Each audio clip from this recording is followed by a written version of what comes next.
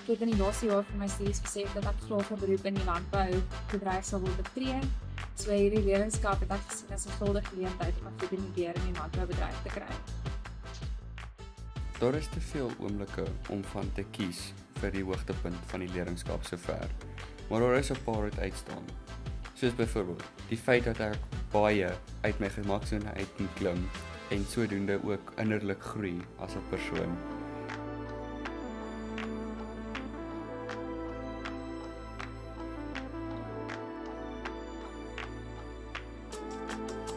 So ek het besluit om die leerlingskap te doen omdat ek 'n groot passie vir landbou het en Baro is in lyn met die boer.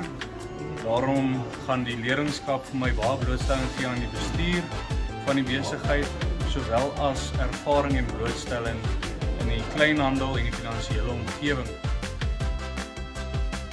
Die heel hoogste punt vir my sover deur hierdie jaar was toe ek bevorder was na assistent besigheidsbestuurder by die Rustenburg tak en die geleentheid gegee is om die winkelafdeling te bestuur in Rustenburg.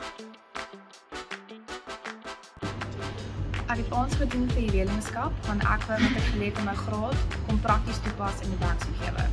Wat ek verwag het is om ervaring op te bou en te leer hoe om 'n goeie besigheidsbestuurder te wees en terselfdertyd meer te leer oor die werksomgewing.